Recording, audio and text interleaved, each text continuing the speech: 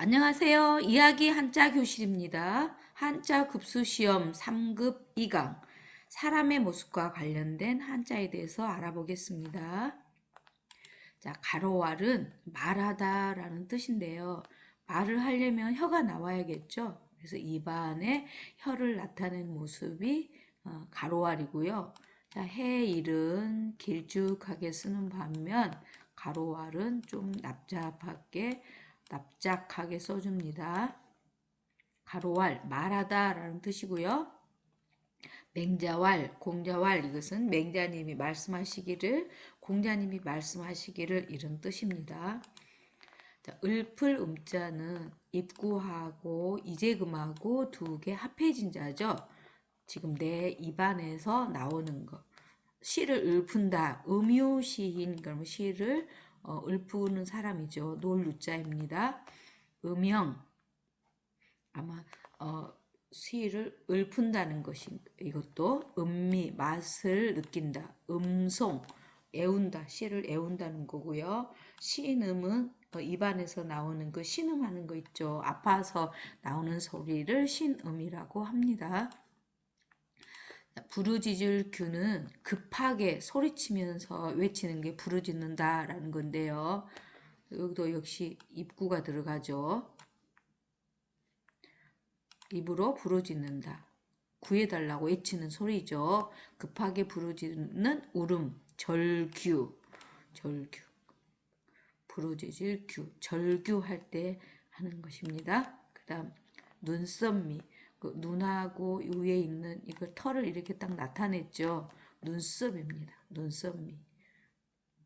그래서 인간의 눈썹 모양을 나타낸 자이고요. 백미 그러면 하얀 눈썹인데 어떤 사람이 그 뛰어난 사람이 눈썹에 이렇게 하얀 털이 눈썹 하얀 눈썹이 나와서 그래서 이 뛰어난 사람을 가리킬 때 백미다. 어떤 작품 중에서 미술 작품 중에서 어떤 뛰어난 거 있으면은 이 백미다라고 합니다. 아미는 눈썹인데요. 눈썹을 가리키는 건데 미인을 가리킬 때 아미, 반달 같은 눈썹 아미라고 합니다. 졸수, 수면 할 때 숫자, 졸수자, 눈목이 들어가죠.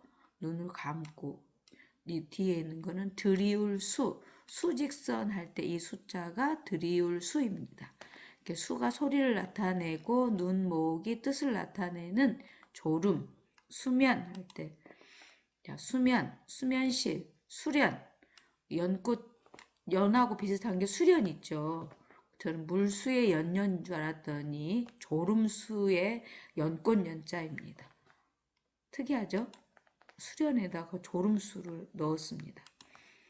자, 불을 빙자입니다. 초빙한다 할 때 뭔가 부른다. 이 귀가 들어가죠. 귀로 소리를 듣는다. 들을 수 있게 부른다. 초빙할 때 빙장어른 그러면은 장인어른을 빙장어른, 장모를 빙모 이렇게 부릅니다.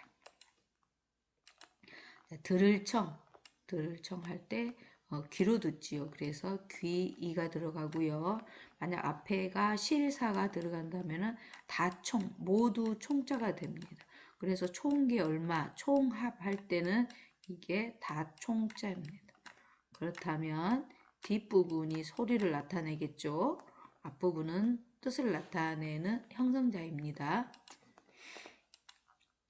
기발글총, 총명하다, 일총. 이것도 굉장히 뛰어나게 총명한 거를 일총이라고 합니다. 안총 그러면 눈이 밝다는 거죠. 눈으로 자세한 것까지 잘 살피는 것을 안총, 다 총명하다의 뜻으로 쓰입니다. 자, 냄새치는요, 이게 코 모양이에요. 밑에가 개가 있죠. 개가 제일 냄새를 잘 맡죠. 그래서 어떤 냄새 맡은 것을 나타냈습니다. 악취, 안 좋은 나쁜 냄새. 구취, 입에서 나는 냄새. 향취, 그러면 향기로운 냄새입니다. 돌아볼 고. 자, 돌아본다. 머리 뒤에가 머리혈이 있죠. 머리혈.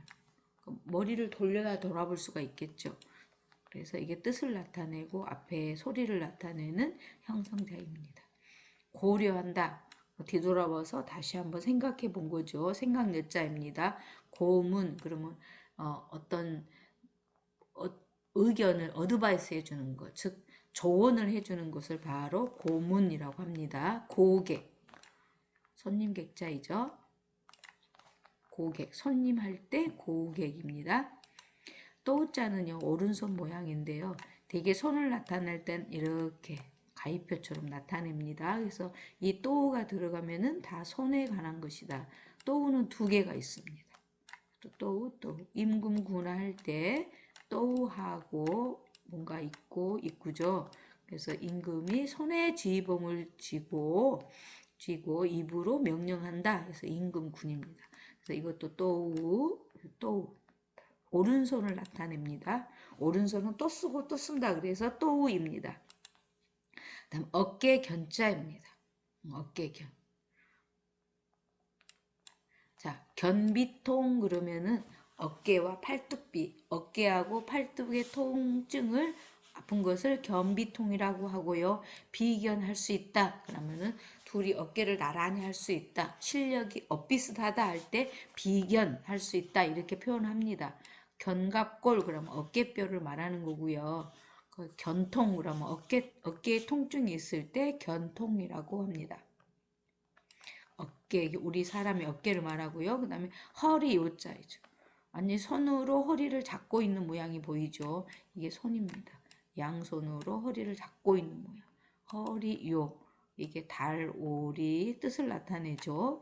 뒤에 있는 게 중요요. 이게 소리를 나타내는 형성자입니다. 그래서 요통, 요통할 때 쓰이는 자입니다. 법붕자는요. 구슬이 이렇게 꿰어져 있는 모양이에요. 구슬을 깬 모양이 법붕자입니다. 옛날에는 구슬도 이렇게 꿰고요. 또 그리고 법의 조개를 이렇게 10개씩 묶어 놓기도 합니다. 여기서 3개 들어가는 것은 옛날 사람들은 3개면 많다라고 했거든요. 한 곳에 10개씩 법의 조개를 깼어요. 뭐 구슬도 깼겠지만 법의 조개를 10개씩 묶어가지고 그럼 양쪽 합하면 20개겠죠. 그래서 어떤 전공을 세우고 온 사람, 전쟁에 나가서 큰 공을 세우고 온 사람한테는 이 법의 조개를 이렇게 한 꾸러미를 주겠죠. 20개를 준 것입니다. 예, 법붕은 붕우 할 때 쓰이는 자입니다. 벗을 나타내죠. 나란히 병자는 둘이 나란히 서 있는 모습입니다. 혼자 서 있고 둘이 서 있죠. 혼자 서 있는 것은 설립이고 둘이 나란히 서 있는 것은 나란히 병자입니다. 자, 설립은 뭐 자립, 입체, 입춘 그렇죠. 나란히 병자는 병립, 그럼 나란히 서 있다. 병행, 나란히 간다. 병존, 그럼 함께 있다. 병용, 그럼 함께 쓴다라는 뜻입니다. 자, 가둘 숫자인데요. 사람이 어떤 틀 안에 있는 거죠. 꼼짝 못하게 가두어 있는 거죠. 수인, 그럼 죄인이 감옥에 갇혀 있는 것을 수인이라고 합니다. 수인 번호 그러면 죄수가 가지고 있는 그 번호입니다. 죄수 이거는 죄에다가 가둘 숫자이죠. 화물죄, 죄. 자, 모름지기 수 마땅히 뭐뭐 해야 한다 할 때 모름지기 숫자입니다. 이 각골문 해석이 좀 어려워요.